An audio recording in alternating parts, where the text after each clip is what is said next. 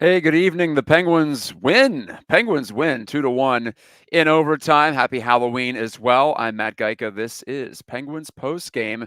And thank you for joining as Sidney Crosby scores twice to rescue the Pens from what would have been their seventh consecutive loss. They got to overtime, though, with big help from Alex Nedeljkovic, who was fairly dormant for most of the night because the Penguins tilted the ice. This is not a very good Anaheim Ducks team. And I think it's a reminder that the Penguins aren't as bad as they have looked over the course of, well, especially that road trip out west, but generally speaking, over the entire season to date. This is now game number 12 out of 82, and the Pens have won just 4 after tonight's comeback. But the Penguins are a better roster than the Anaheim Ducks have out there, and they're a better roster than several teams, at least in the NHL, despite their current standing right near the bottom. So they pick up points 8 and 9 in the standings. They are not going to fall to dead last. Bob Grove had the fact earlier today. The only time the Penguins have been in dead last in the NHL by Halloween, on Halloween night, was back in 1978. So, of course, Grover would come up with something like that.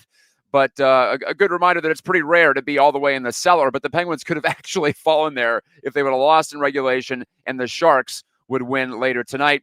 But just looking at the game flow stats, the Penguins at 5-on-5 had 2/3 of the shot attempts, 2/3 of the shots on goal. They had nearly 3/4 of the actual scoring chances and, 70% of the expected goals. That's about as big as of a blowout as you'll get in the NHL these days in this era of parity. And the Penguins were only kept from a regulation win by spectacular goaltending work by Lukáš Dostál, the young Czech. Continues to be maybe the biggest bright spot for the Ducks in a couple of years. I know the Ducks have young, talented guys like Troy Terry and Trevor Zegras. Cutter Gauthier, we'll see about him. But overall, it's a disappointing squad, a squad that seems perpetually stuck in rebuilding mode. And it's a good cautionary tale as well for those who are wishing for rebuilding, that a lot of times you just don't come out of it, even if you do get several high draft picks. Maybe not transcendent draft picks. How could I forget Carlson as well, Leo Carlson, just in his second year for the Ducks. So I guess jury's still out on a couple of those guys, but for the most part, they've been stuck in neutral. The Penguins, well, they are falling apparently in their stature in the NHL over the last couple of years, but they do pull out the win tonight at home in front of a rather sparse crowd. I'll be curious to see what the actual attendance numbers were, because from all accounts, there were plenty of empty seats in the upper bowl and plenty of empty luxury boxes too. So something worth keeping an eye on. But enough of the negative stuff. There were plenty of positives tonight. The Penguins were clearly the better team, although they trailed 1-0 going into the third. Sidney Crosby scores on a deflection of a Matt Grzelcyk shot. Matt Grzelcyk has points in 3 straight. Who knew? He can do it occasionally, but that was more about the Penguins consistently going low to high, high to low, and trying to find some openings there. The Ducks were giving them all kinds of space on the perimeter. I recall one instance in the first period, even the Ducks shrunk into this pentagon of futility in the middle of the slot. They were just shrinking back further and further in that first period, especially letting the Penguins do whatever they wanted. And the Penguins just could do whatever they wanted except score a goal. And it was a perfect recipe for frustration until Crosby scored early in the third period on the deflection, both he and Raquel providing the screen in front of Dostal. And the Pens were trying a lot of deflections tonight. They had plenty of opportunities to tip a few pucks behind the Ducks goalie, but they just couldn't connect until Sid did. Of course, it was Sid, the hand-eye coordination maestro himself, gets his second goal of the year. And then, like I mentioned, Alex Nedeljkovic with 3 spectacular saves late in that third period. Marcus Pettersson was handing the puck away left and right. Some egregious errors in his own zone, and also getting burned to the outside by Fabry that led to a glorious scoring chance as well in front of the net. But Nedeljkovic said 1 goal was enough for the Ducks on this night. And thankfully for that, the Penguins were able to come out of here with 2 points. Reminder that I'd like to make your comments part of the broadcast. This is our second broadcast of the week. Our first broadcast after a win in a couple of weeks. And the Penguins still just have the 2 regulation victories. They beat the Wings and the Canadiens in regulation. Now they've beaten the Sabres and the Ducks in overtime. And the Penguins continue to be this litmus test for the NHL. If you're a good team, it seems like you have your way with the Penguins. If you're a not-so-good team or a bad team, the Penguins can make you look foolish at times with their still remaining skill on the roster. NES Addict is here with the first comment, and it's a Halloween theme. He says, Crosby with a trick, then the treat. Yeah, he stole the puck away from the young Cutter Gauthier, the guy who, let's give him some credit, forced his way out of Philadelphia. You can't get too mad about that. And Metric notes that McTavish is really good too. The team is just too young. I'm sure they'll grow into this roster like the Utah team has. It's no guarantee, though. And I don't think Greg Cronin has brought anything behind the bench. This is a team that doesn't look like it's making any progress at all. They just have a really good goalie at the moment. I guess it's a repeat of the John Gibson era. And Gibson hasn't moved on, to be clear. He is just out with an appendectomy that he's recovering from. But it looks like it's going to be Dostal's crease the rest of the way for the next few years, at least, if the Ducks do play their cards right. He's the type of guy they should be locking up at just 24 years old. I think people underestimate or maybe overestimate how young is young in the NHL. A lot of times players reach their peaks by 25, 26. This isn't baseball where you have the late 20s peak. This is more of a mid-20s peak type of sport. And maybe players like Crosby and Malkin and Letang have spoiled us by, in a lot of ways, extending out their primes well into their early 30s at least. And now we're starting to see some decline in those guys. But for the most part, once you get to 28 or 29, your best years are behind you, especially if you're a forward. So young in the NHL is 19, 20, 21, 22, and then 23, 24, 25, 26, 27. Those are supposed to be the good years, and the Ducks have a lot of guys in that range. So I'm going to stay pessimistic on whether the Ducks do make a move with this current core group. Again, Carlson is really young.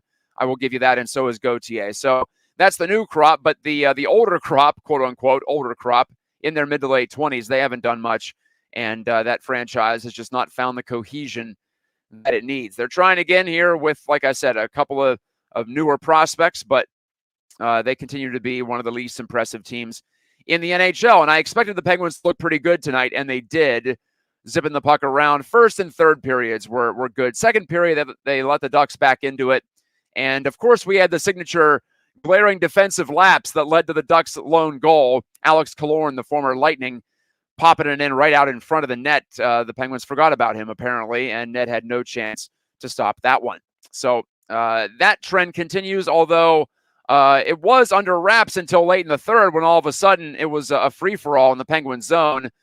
To be fair, though, the Penguins did generate their fair share of chances in the third period, too. It was more of an up-and-down style of game with the score tied 1-1. Very entertaining third period, I will say, after a second period that might have set the sport of hockey back a couple of years. But I suppose 2 out of 3 good periods ain't bad. So Sid wins it in overtime on that steal and then throws on the brakes in front of the net against Dostal and lifts it past him as the goalie fell to the ice. That was vintage Sid, the power, the deception, and the finish at the end. So he takes his goal total of 1 and triples it over the span of, 45 minutes real time, less than 20 minutes game time. So Sid looking inspired in the last couple of games. And I think, if I may dare praise something that Mike Sullivan did, I love the pairing of Gino and Sid together. I love Malkin and Crosby together here. I felt like there was nothing to lose. I tweeted that there was a tinge of desperation to the move by Sullivan, but that's what made me excited about it, because this team needs to be shaken out of its doldrums by something unexpected. And that Crosby-Malkin-Raquel line has been outstanding in 2 games, also very good, creating 2 goals against Minnesota the other night, despite the fact that it ended up being Marc-Andre Fleury in the Wild coming out on top. There's Nick Crosby, new comment, haven't seen you yet on a show. And he mentions, as you might expect, happy to see Crosby getting back to his God form. First 5 games were tough. Disinterested, tired, angry. I would say first 10 games were tough for Sid. That's why it was concerning. We've seen mini slumps from Crosby. He's human, after all. But at the same time, we had not seen him look like this at the start of a season, and we had not seen him look like this for this long. So that was concerning. And yes, he is fighting for loose pucks and doing all the little things that might not have gone down in the box score, but they do add up to all the success that he and the Penguins have had over the years. And I think the pairing with Crosby and Malkin has benefited Gino too, because you saw in the third period, it was vintage Malkin just circling the zone, outskating everybody. and looking rather confident and spry on his skates. We haven't seen something like that from him in back-to-back shifts like we saw in the third in I don't know how long. And I think just playing the wing takes some of the skating responsibility. Well, I know playing the wing takes some of the skating away from it, takes some of the mental responsibility away from it too. Malkin can cheat more for offense if he wants to, and he can be the stretch guy on the breakout much more often than he ever could at center. So this could be the final stage for Malkin in Pittsburgh. Malkin on the wing, and it was discussed way back earlier in his time with the Penguins. Could it be perhaps that he would be better served on a wing? I don't think the Penguins are necessarily a deeper team by any means. They're much shallower, in fact, with Malkin up top. But at the moment, the Penguins need wins, and you can't worry about wearing out your top guys when you have a record of 3-7-1, which is what the mark was coming into tonight. I'm actually curious about ice time, so I do want to look that up while I'm speaking with you. Going to the box score. Let's see what Malkin and Crosby ended up at, courtesy of NHL.com. Malkin, nearly 22 minutes. Raquel, just a little over 22 minutes. Crosby, 22 and a half. So these are minute totals, and yes, they each played a shift in overtime, but these are minute totals we haven't seen from these guys in a couple of years, as Sullivan has tried to keep them under 20 most nights, especially in games when there's not a ton of power play time. And I believe the Penguins had, 3 power play opportunities. So kind of a middle of the road type of game. But compare the ice time with some of the defensemen. Pettersson, 23:50. Carlson, 23:44. Those are your top 2 minutes eaters for the Pens tonight, and they were nearly outdone by the Penguins' top 3 forwards. So I'm not sure how sustainable it is. I do know it's fun right now, and I do know it has given, I think, the Penguins captain, Crosby, a spark, and I think it's lifted Malkin's game too. So maybe you stick with it as long as you can, or at least as long as Brian Rust is out, because perhaps the strategy as of now is put most of your eggs in one basket and hope that guys like Eller, maybe Blake Lizotte finds his legs. Lizotte didn't play a ton tonight, just 5.5 minutes in his return, or his debut, I should say, to the Penguins lineup, but his return from injury. So Lizotte is a natural center. Cody Glass is a natural center. Noel Acciari can play center, but I like him better on the wing. So there are some options there, and Eller continues to have a strong start to his season. So, hey, why not? Let's keep throwing them out there. Maybe they can pile up some points that way, feel some confidence, and then eventually if you split them up, at least you had this stretch here where they were playing together, and give them something to look forward to that's a little bit different. And maybe that has been the main elixir here for Crosby, and to a lesser extent Malkin. Of course, Malkin's still the Penguins' points leader and still among the NHL leaders in scoring. But you can't look at the last 2 games and say that 71 doesn't look about 5 years younger. And Crosby, even though he still has to carry the center's load, to be lifted by the presence of his fellow star on the line. And Raquel off to a great start too. So far it's working through 2 games, at least in terms of offense. The Penguins were dominant tonight, 46 shots on goal despite only the 2 goals. And I thought pretty explosive the other night too against the Minnesota Wild. The problem was defense. The problem continues to be defense for the Pens. So it was nice to see, at least for one night, just limiting the Ducks to 1 goal. That's the first time the Pens have held an opponent under 4 goals in 7 games. So you can see why the losing streak stretched out that long. Excuse me, a little cup of Joe here with me tonight, as out with the kids trick-or-treating, and always good fun, but chasing them around, watching the Pens, getting the kids in bed, a lot of things going on. But definitely wanted to talk to you after this one, win or lose, because it feels like a pivot point in the season. Does it not? Other notes, Michael Bunting better tonight too. And I don't know if he was just feeling a little out of sorts earlier in the year, or who knows what, right? For a lot of guys, they're slow starters, and they don't quite have the intensity of late in the season all the way through the year. A player like Crosby traditionally does have that intensity throughout the season. That's what makes him so consistent over the span of 20 years that he's been in the NHL. But we have to remember that Bunting he's just more of an energy type guy, and he's got to play with energy. Phil Bourque alluded to this on the broadcast. It's hard to play the way that Michael Bunting has to play to be effective in the NHL, but I mean, so what? Cry me a river there. That's what you have to do to stay in the league. That's what you have to do. And the Penguins were counting on a lot more from Michael Bunting. And despite him being a -1 tonight, he was mixing it up in front of the net, behind the net, in the corners, winning battles. Made a couple nice passes, too, in the neutral zone. So he made the most out of his 14 and a half minutes of ice time. Got 5 shots on goal. So Bunting, third on the team tonight in shots. Crosby, Malkin, and Raquel each had 6 to make it 4th, actually. Wow. 18 combined shots from Crosby, Malkin, and Raquel. So that was good. But so was Michael Bunting, and I'm rooting for him. I think he's a player that you enjoy when he's on your team. When he's on the other team, you hate him, right? Because he tends to embellish a little bit. I think we saw that tonight. He bought a penalty, or at least helped sell a penalty, perhaps a little more than might be expected from your typical NHL skater. But that's what Michael Bunting does. He tries to agitate. He tries to get every little edge when he's playing at his best. So he was certainly better tonight. Drew O'Connor had a lot of jump tonight. There were plenty of guys who stood up. I'm still disappointed that Jesse Puljujärvi is out of the lineup. I'm not sure that Valtteri Puustinen provides more or something different than Puljujärvi. So not that it has to be either or, but I would prefer Puljujärvi over Puustinen. That's my one critique of the lineup tonight. Pettersson back with Karlsson. That was an effective pairing in terms of controlling play tonight. Like I mentioned, Pettersson, a few egregious errors late. Pettersson, I feel like the Penguins have already seen his best. And if they do end up trading him this year, I think it'll be past his peak. So I would not be broken up about that.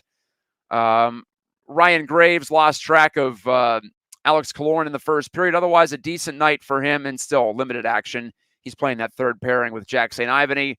I don't think it was intended for Graves to be a third pairing guy when he was brought into Pittsburgh. In fact, I know that is not the case, but that's where he is right now. And I'm not sure I would mess with that at the moment because when he's bad, he's really bad. And we've seen that in Pittsburgh so far. So the Penguins get out of the basement in the Metro Division. And I had the standings pulled up a moment ago, and I have somehow lost track of them. But I do know the Penguins were in danger, like I mentioned earlier in the broadcast, of falling into last place overall in the NHL. I know expectations were modest, but they weren't this low. But instead, the Penguins get up to 9 points. That's one up on the also disappointing New York Islanders, who were shut out by the Columbus Blue Jackets the other night. Also, the Isles, I believe, lost to the Ducks, too, on the Ducks' current road trip. So Penn's tied with the Flyers. There's still a couple of points, though, behind the Blue Jackets, and the Penguins have played 12 games, which is the second most in the NHL. So not only are they near the bottom, but they've also played a lot of games. So teams are going to be catching up in terms of the games in hand at some point soon. And the Penguins are probably going to be left even further behind unless they go on some unreal win streak in the very near future. All right, we're taking your comments here on Penguins Postgame. I'm Matt Gajtka. We got about 10 minutes left in the show. Anything you want to talk about? Because I will not be able to do a show on Saturday as the Penguins wrap up this 3-game homestand. And is that against Carolina? I believe it is. No, it's against Montreal. Carolina's coming up later in the month. But Montreal, who the Penguins already beat, they come into town on Saturday. It's my wife's 40th birthday party, so I'm not going to be missing that one. So Godspeed to the Pens as they try to collect win number 2 of the year against Montreal. But the travel does get a little bit lesser for the Penguins in this month coming up. And even the trips are much shorter. Obviously, they had to go way out west. That doesn't help, of course, when you pile up all the frequent flyer miles early in the season. But they have a 3-game trip, if you will, coming up to New York, Carolina, and Washington. Those are all hour flights, maybe 2 hours at the most down to Carolina. And then they're home for, count them up, 7 out of 8 leading into the Thanksgiving holiday, that traditional day before Thanksgiving game against Vancouver this year. So, 7 out of 8 for the Penguins at home after this baby trip in the Metro Division. So the schedule is lightening up. That's one thing that they have going for them in terms of a long-term trend that you can look to here. I suppose some small improvements tonight. I'm not getting too excited, though, about the overall performance because the Ducks defensively have been bad. The putrid defensive metrics coming into this game. They give up a lot of shots, a lot of chances. They've been leaning heavily on Dostal, and you saw it again tonight. It was basically the same script, except they almost pulled it out. And looking at the Ducks record here, 4-4-2 after the overtime loss tonight. Not nearly as bad as you think it would be, considering how they look when they play. But they have now dropped, let me see here, 5 of their last 7. They did beat the Islanders, like I mentioned. They did beat the Sharks at home. But other than that, they've been getting bombed, giving up a lot of goals to the Kings, the Avalanche, the Devils. They did give up a lot of goals to Utah, but they beat them 5-4. So it looks like same old Ducks here as they're lingering near the bottom of the Pacific Division. And the Penguins, if they have any aspirations of making this first half respectable and not getting all the way out of the playoff race, they had to get the 2 points tonight. And who cares if they give up 1 because it's a team from out of the conference. All right, new comment still feels like from Nick Crosby. The Pens need a new coach to shake things up. Carlson, Letang, Pedersen. Seems like Sullivan is too polite, even though he was the sheriff in his old life with Vancouver. I talked about this on my last show, and I also discussed this with a few of you on X this week. I don't know if it's worth it to quote-unquote waste that bullet of firing Mike Sullivan in this situation. I just don't know what you're getting necessarily. This team is already quite the long shot to make the playoffs, and I just don't think that it would be worth it necessarily to make the move now. I feel like that's more of an off-season thing. I like getting rid of coaches, moving on from coaches, whatever euphemism you want to use, letting them go, not renewing the contract, et cetera, et cetera. Of course, in Sullivan's case, he has a long guaranteed contract remaining, 2 years after this one. But the Penguins, I think, would be better served just riding this season out, and then maybe you can promote Quinn. Maybe you can go to someone who's more appealing out there and available, like a Woodcroft or a McClellan. I've seen those names thrown out there.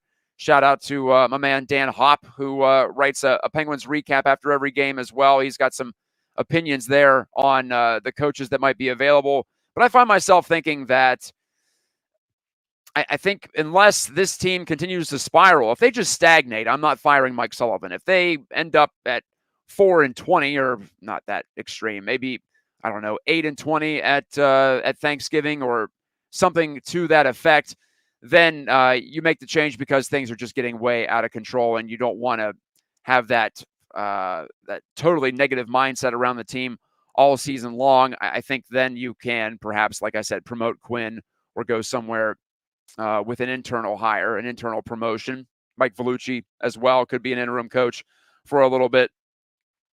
But I don't feel like this is a situation like we've seen in Penguins history where they're better than this. They're much better than this, but they're not playing up to that level. I think the Penguins are better than this, but I think their better is maybe around 500 or a little bit past that. I wouldn't say this is a team with any kind of serious playoff aspirations, even if everything goes right and the coaching is perfect and the players are responding. That is not to minimize how disorganized the Penguins have looked this season. And like I said, still some egregious defensive mistakes. The Ducks could have put a couple more in, and it could have been easily a 3 or 4-1 loss for the Penguins here tonight. And then you're thinking, well, everything is on the table. Not saying this is a season saver, but it is in that vein of the pivot point coming quite early for a team that loses 7 of its first 11 in regulation like the Penguins did. A reminder that Dan Kingerski is live on site at PPG Paints Arena. He's got your coverage this evening. He might even fire off a post-game video, depending on what he's thinking on this Halloween night. And happy Halloween to all of you who celebrate.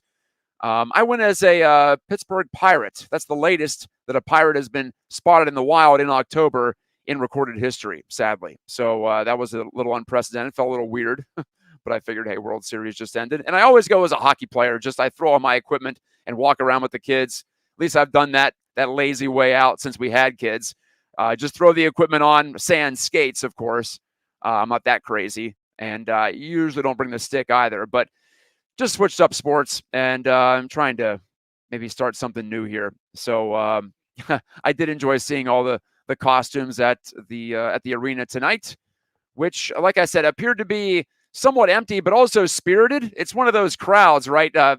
Holiday crowds, even if I don't know if you consider Halloween a holiday crowd because no one's off work for holiday, or for Halloween, no one's coming in to visit family for Halloween. But at the same time, it's a little unhinged, a little different, a little weird, and weird can be good. And by the way, the Ducks looking rather Halloweenish or autumnal with their predominantly orange uniforms. And I was a little skeptical of their color change. I thought their colors were okay. I thought the logo was a little bit drab, so I'm glad they went back to the old 90s look.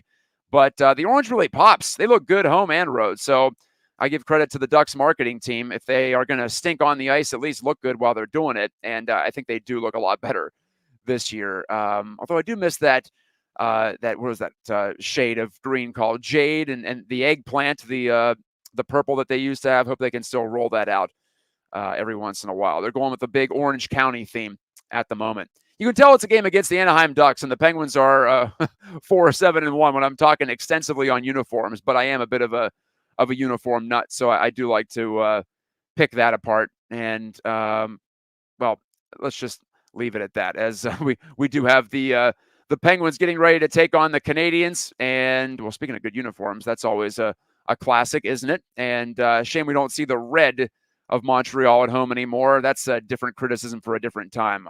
I think we need to go back to home jerseys being white and road uniforms being the color. But like I said, I could digress forever on that one. Thanks for watching tonight. Viewers are dwindling as I'm talking uniforms.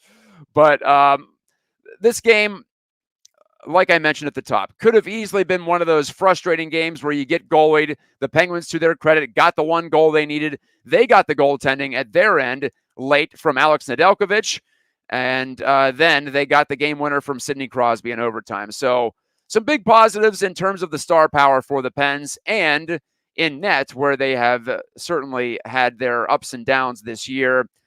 I'm not saying that Nedeljkovic should play 70% of the games, but I think he's still your starter. And I think Joel Blomqvist is your backup. I'm not sure there's any kind of huge surprise there where the young rookie grabs the starting reins. I'm not sure he's quite ready for that.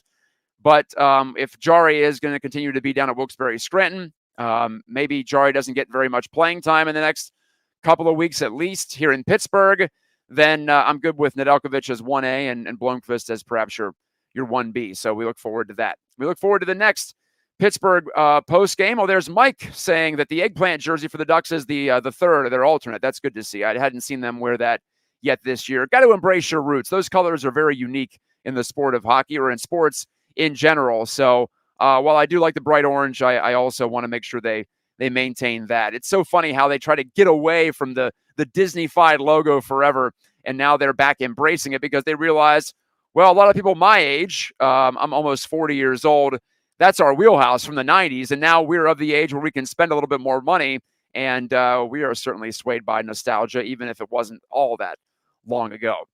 All right. So happy Halloween. Penguins win it. Crosby gets it going in the goal-scoring category. That second goal especially. That was sweet to see for him and for the team. Let's see if they can make it 2 in a row on Saturday. Like I mentioned, you'll be without me on Saturday night. But next week, as the Penguins get back to it and get back on the road, I'll have shows for you on Monday and Wednesday. So stay tuned for that on the National Hockey Now YouTube page and also on the Pittsburgh Hockey Now Facebook page. You can like and give us a star on Facebook. You can like and subscribe, certainly on National Hockey Now, not just Pittsburgh hockey content, although there is plenty of that. Dan Kingerski's locker room videos, his post-game videos, his live chats, Francis Anzalone's coach's debrief. That is an excellent new piece of content we have for you. And also everything from around the National Hockey Now family of websites. I'm Matt Gajtka. One last time, I'll flash up my socials here. One last time before we go. A lot easier to spell it after you see it. You can find me on X at Matt Gajtka. You can find me on Facebook at Matt Gajtka Media. That's where I post a lot of content too, including these programs each and every time I do one of them. All right. Good night. God bless. And I'll talk to you next week on Penguins Postgame.